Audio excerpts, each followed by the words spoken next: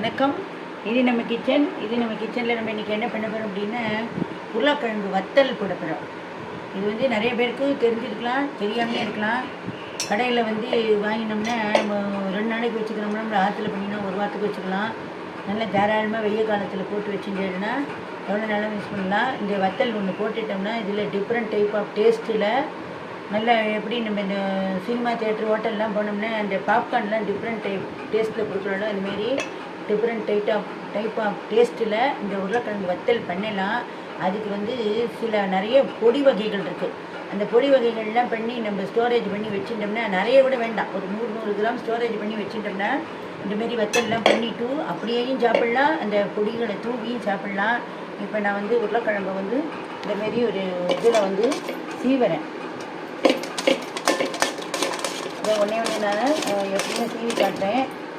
புதுசாக கற்றுக்கிறவங்களுக்கு தான் இது பண்ணுறேன். இந்தமாரி சீவிட்டு இந்தமாரி சீவிட்டு அடியில் வந்ததுன்னு வைங்கோலேன், இந்தமாரி திக்காக வந்ததுன்னு வைங்கோலேன், சீவை தெரிஞ்சால் சீவுங்க, இல்லாட்டி கையை கீறி விடாதீங்க.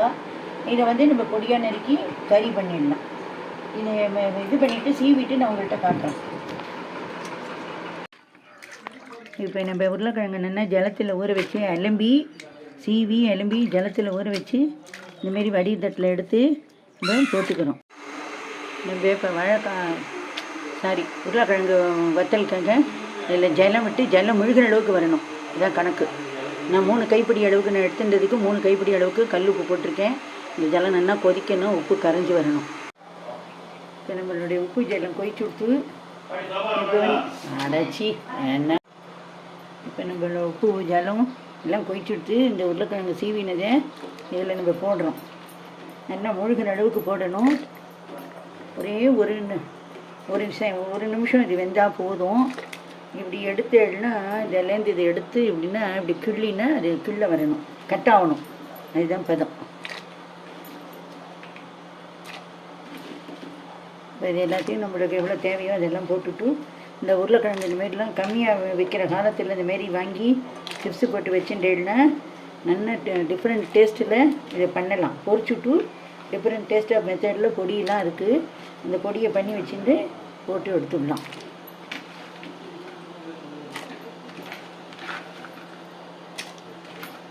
போட்டுட்டு நல்லா ஒரு செகண்ட், அதான் ஒரு நிமிஷம் வெந்தால் போதும். மூடி வச்சிடணும்.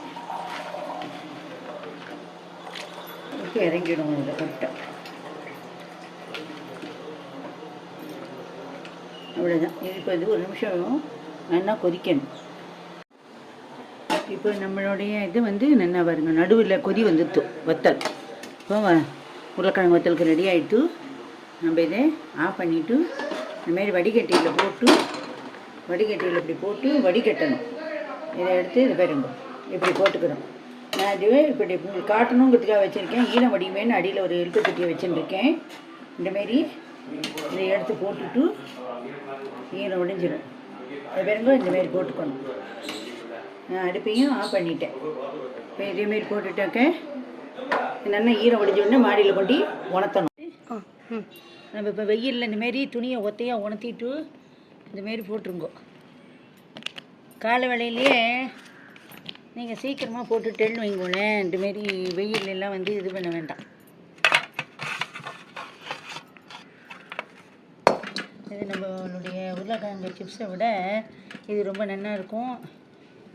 நல்லா வரும். உருளைக்கிழங்கு கம்மியாக வைக்கிற காலத்தில் எல்லோரும் இந்தமாரி வாங்கி போட்டு வச்சுட்டு குழந்தைகளுக்கெல்லாம் பண்ணி கொடுங்கோ. டக்குன்னு நீங்கள் ஒரு ஆஃபீஸ் போகணும், இந்தமாரி எல்லாம் சாப்பாடெல்லாம் எடுத்துகிட்டு போகணும் அப்படிங்கிற ஒரு சூழ்நிலை வரும்போது இதை நல்லா பொரிச்சு நைட்டே கூட பொரிச்சு டப்பாவில் எடுத்து வச்சுட்டேன்னா ஒரு ரெடிமிக்ஸ் இருந்ததுனாக்க போட்டு எடுத்துகிட்டு போயிட்டே இருக்கலாம். இது இந்தமாரி ஒன்றா ஒத்தையாக ஒட்டினா தான் சட்டுன்னு காயும்.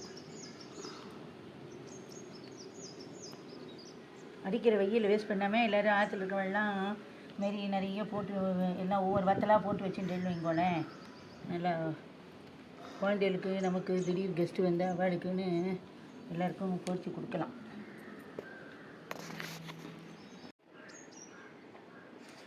இதேமாரி நல்லா ஒத்தையாக உணர்த்திட்டோம்னா அருமையாக வந்துடும், சூப்பராக வந்துடும். நான் இது மொத்தம் 4 கிலோ போட்டிருக்கேன். தாராளமாக இது நல்லா காஞ்சதுக்கப்புறம் காட்டுறேன்.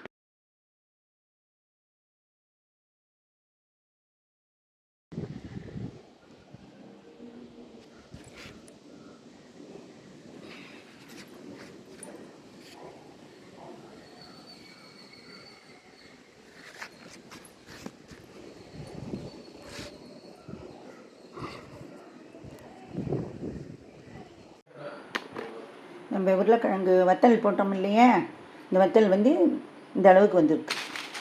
இந்த அளவுக்கு சுருங்கி நல்லா வெயிலில் 2 நாள் வெயில் இது, இன்னும் 1 நாள் வெயிலில் வச்சா போதும். இது எவ்வளோ நாள் வேணாலும் அப்படியே இருக்கும், கெட்டு போகாது. எவ்வளோ நாள் பொரிக்கலாம்னா பார்க்க தான் இவ்வளோ இருக்குது, கொஞ்சம் பொரிச்சாலும் நிறைய காணும். இப்போ பொரிக்கலாம். எண்ணெய் வச்சுருக்கேன், சட்டியில் எண்ணெய் வச்சுருக்கேன். எண்ணெய் காஞ்சி வரட்டும், பார்க்கலாம். இப்போ நம்ம வந்து இதை பொரிக்கலாம். எண்ணெய் நல்லா காஞ்சி விட்டு இப்போ நல்லா இதை பொரித்து எடுப்போம்.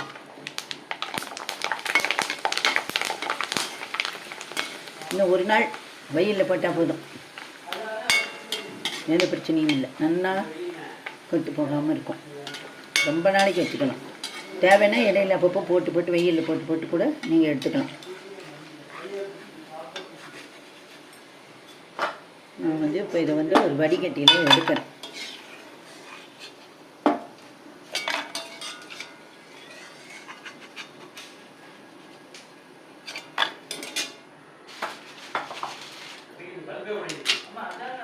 என்ன இதில் வந்து நான் இன்றைக்கி வந்து குழந்தைகளுக்கெல்லாம் காரம் படம் கொடுக்க போகிறேன்.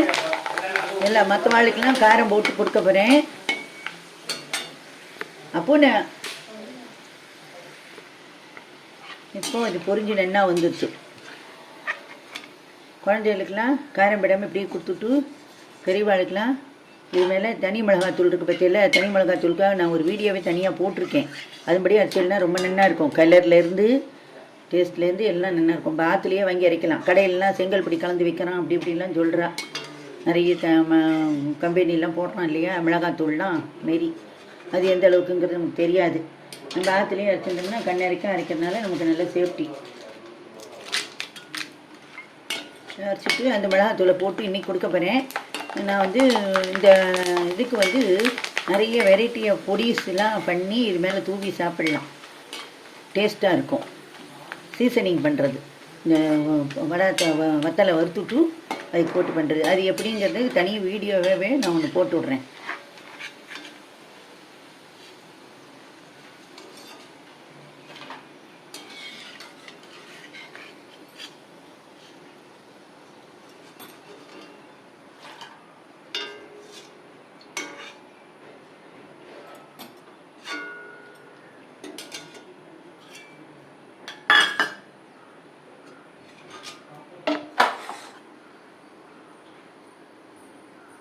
நான் இப்போ இது வந்து தனியாக இந்தமாரி வறுத்தது இந்தமாரி ஏனத்தில் எடுத்து போட்டிருக்கேன்.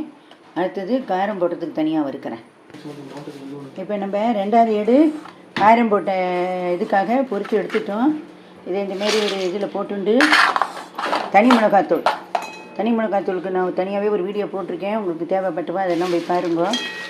நிறைய காரம் போட வேண்டாம். அந்த சூட்டில் போட்டால் தான் இந்த காரம் வந்து இதில் ஒட்டும், அப்புறம்னா ஒட்டாது. அவ்வளோதான். இதுக்கு மேலே காரம் தேவையில்லை. நீங்களும் இதேமாரி பண்ணி பாருங்க. எப்படி வந்ததுன்னு ஃபீட்பேக் சொல்லுங்க. நன்றி.